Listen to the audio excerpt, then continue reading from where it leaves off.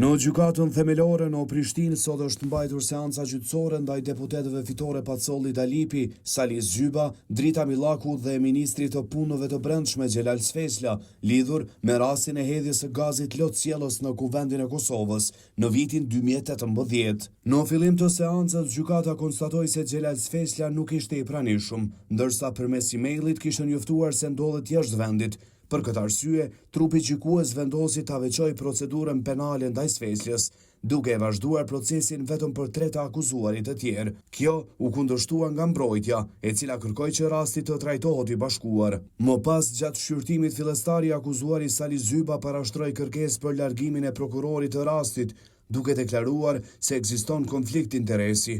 Sipas Zybës, prokurori është i biri i Ismet Krasniqit, i cili në kohën e ngjarjes kishte qenë sekretari i Kuvendit të Kosovës, institucion që sipas akt akuzës konsiderohet i dëmtuar në këtë rast. Zyba theksoi se kjo lidhje familjare cenon pa anshmërinë e prokurorit dhe se një proces i drejtë nuk mund të zhvillohet në këto rrethana. Me stafin mbështetës? Jo të regjistorit, me stafin mbështetës. Që të verifikohet në reale, që prokurori prezent, që të verifikoj se këtu prokurori prezent,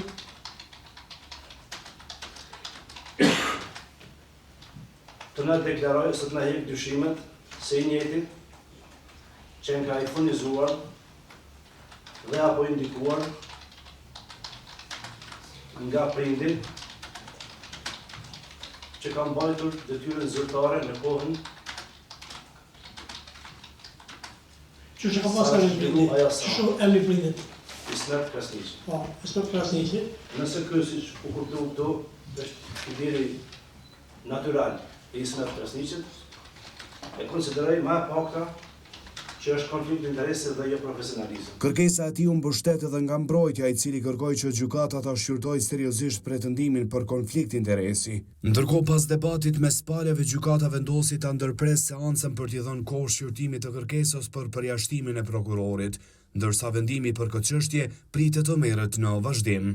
Rasti lidhet me ngjarjet e vitit 2018, kur gjatë një seance plenare në Kuvendin e Kosovës u hodh gaz Lotciellos, duke pamundësuar vazhdimin e punimeve të kuvendit. Gjykata pritet të caktojë datën e radhës së seancës, si dhe të vendosë për kërkesën e mbrojtjes lidhur me përjashtimin e prokurorit dhe vazhdimin e procedurës.